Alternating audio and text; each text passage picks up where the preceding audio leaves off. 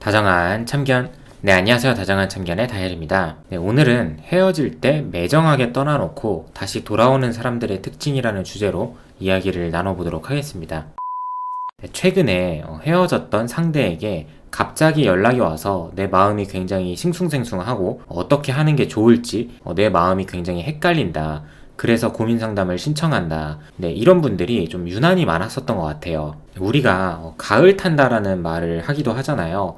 실제로 이런 부분이 존재하는 것 같다고 생각을 합니다. 제 주위에서도 혼자 잘 지내던 친구들도 갑자기 연애를 하고 싶다, 또는 전 애인이 생각난다, 이렇게 얘기하는 친구들도 꽤 많았었고, 보통 내 쪽에서 다시 재회를 하고 싶어 하시는데 반대로 상대방 쪽에서도 좀 가을을 많이 타시는 그런 경우가 많은 것 같더라고요. 본론으로 들어가서 내가 이별을 당했거나 아니면 서로 합의하에 헤어진 경우에 내가 겨우겨우 몇 달의 시간을 거쳐서 마음을 정리를 했는데 갑자기 상대에게 연락이 온 거예요. 근데 내 입장에서는 완전히 마음이 식어서 떠나서 헤어진 게 아니었기 때문에 아직까지 감정 정리가 완벽하게 되지 않으신 분들이 있거든요. 여기에 더해서 헤어질 당시에 내가 상대에게 한 번만 더 잘해보자고 제안을 했었거나 끝까지 매달렸던 입장이라면 더더욱 감정 정리가 완벽하게 되지 않았을 확률이 높죠. 어쨌든 이렇게 나만의 시간을 잘 보내고 있는데 상대에게 갑자기 연락이 와서 한편으로는 마음이 흔들리면서 다시 만나고 싶기도 하고, 또 한편으로는 이제 와서 이러는 게 굉장히 원망스럽고 싫다라고 말씀을 하시는 분들도 계셨어요. 그 당시에는 내가 너무 힘들고 내가 죽겠어서 한 번만 더 잘해보자고 제안을 했었는데, 이런 내 모습을 보고도 못 본 채 매정하게 떠나놓고 이제 와서 본인이 힘들어서 이러는 모습을 보니까 굉장히 매력이 떨어져 보일 수도 있는 거죠. 그래서 어떤 경우에 매정하게 나를 떠나놓고 돌아오는지에 대해서 말씀을 드려보면, 가장 보편적인 경우로는 내가 원치 않거나 갑작스런 이별을 당한 경우에 처음에 내가 이 사람을 만났을 때만큼이나 눈에 콩깍지가 쓰이게 되거든요. 그래서 많은 분들께서 헤어질 그 당시에는 상대방에 대해서 객관적인 평가를 못 하시는 것 같아요. 그냥 그동안 내가 좋아하고 사랑했던 사람이기 때문에 지금 모습도 다 괜찮아 보인단 말이에요. 그래서 이 사람만큼 좋은 사람, 또는 이 사람만큼 나를 사랑해줄 사람을 앞으로는 못 만날 수도 있겠다라는 굉장히 근거가 없는 판단을 내려버리죠. 그래서 여기서 중요한 부분은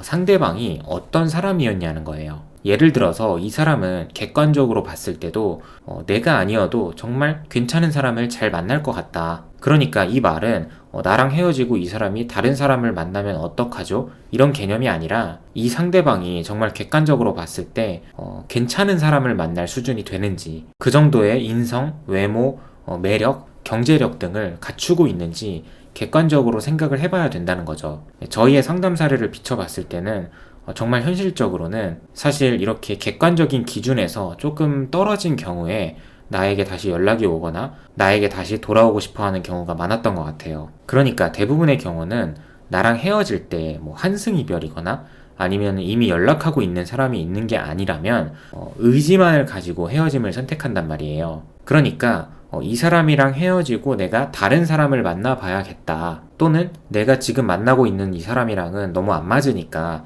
너무 힘드니까 누구를 만나도 다른 연애를 시작해도 이것보다는 괜찮겠다라고 생각하는 이 의지, 이렇게 아직 일어나지 않은 일에 대해서, 즉 물음표 상태로 의지만을 가지고 이별을 선택을 하는데, 생각보다 짧은 시간 내에 나와 굉장히 잘 맞는 누군가를 만난다는 게 쉽지 않은 일이라는 걸 여러분도 잘 아시잖아요. 그래서 본인이 다른 사람을 만나거나 연락을 해보면서 이렇게 직접 부딪혀보고, 이게 아니구나, 전에 내가 만나던 이 사람이 정말 나에게 잘해줬던 거구나, 이런 깨달음을 뒤늦게라도 얻었을 때 조심스럽게 다시 만나던 전 여친, 전 남친에게 연락을 하는 경우가 많은 것 같아요. 모두들 충분히 알 수 있는 내용이지만 정작 내 일이 됐을 때는 내 일에 적용을 못 하시는 분들이 너무 많은 것 같아요. 그래서 객관적인 지표를 가지고 생각을 해보셔야 한다는 거죠. 그래서 내가 이별을 당했다고 해서 무작정 잡으려고 생각을 하기보다는 꼭 객관적으로 한 번씩은 생각을 해보셨으면 좋겠어요. 앞서 말씀드렸던 것처럼 상대방의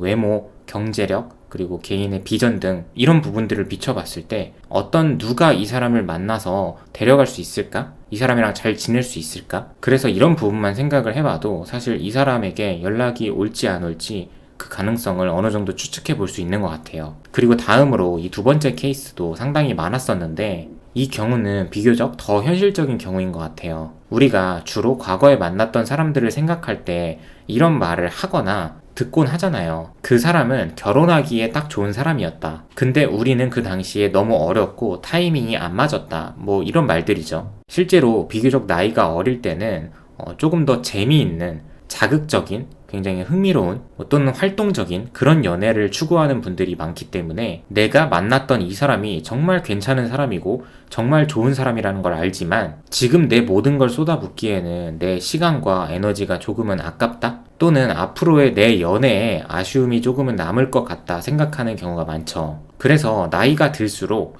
내가 여러 사람을 경험을 하다 보면 이 사람은 너무 놀기만 좋아하는 것 같고 외적인 것만 많이 신경을 쓰는 것 같고 그리고 경제관념이 하나도 없고 미래에 대해서도 굉장히 불투명해 보이고 이런 구멍들이 하나씩 보인단 말이에요. 그럴 때 예전에 내가 만났었던 정말 결혼하기에 굉장히 적합한 가치관과 신념을 가지고 있는 그런 사람에게 연락을 해보는 경우가 종종 있더라고요. 이런 경우에는 정말 감정만을 가지고 굉장히 내가 충동적으로 연락을 해본다기보다는 뒤늦었지만 정말 괜찮은 미래를 그려보고 싶어서 연락을 해보는 거겠죠. 사실 과거에는 내가 비교적 미성숙한 상태였고 준비가 안 된 상태였다고 하면 이제는 스스로 어느 정도 경험치도 쌓이고 눈높이가 맞는다고 판단을 해서 연락을 해보게 되는 것 같아요. 최근 들어서 이런 사연이 굉장히 많았었고 이렇게 실제로 상대에게 연락을 받았던 분들이 그랬었지만 나는 스스로 비교적 가정적인 사람이고 삶이 안정적이고 갖춰놓은 게 좀 많은 상황이라고 하면 그리고 이런 것들은 헤어진 상태라도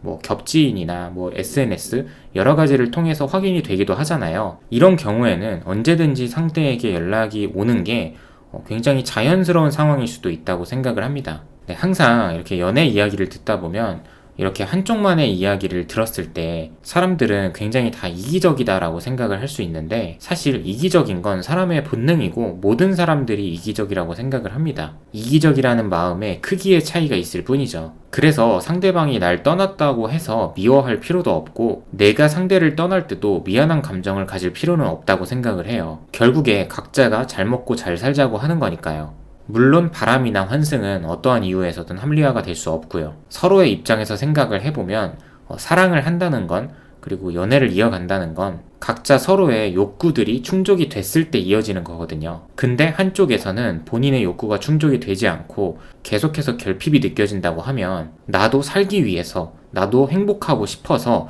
내가 편한 쪽을 선택을 할 수밖에 없는 거거든요. 저는 개인적으로 우리가 이 세상에 태어난 이상 반드시 내가 나 자신을 행복하게 해줘야 한다는 의무가 있다고 생각을 합니다. 그래서 내 연인을 선택을 할 때도 이게 새로운 사람이 됐든 아니면 재회가 됐든 동정과 연민의 마음으로 상대방을 선택하려는 분들이 계시는데 절대 이런 선택은 지양하셨으면 좋겠고 앞으로도 나를 위한 길이 무엇인지 꼭 한 번쯤은 생각을 해보셨으면 좋겠습니다.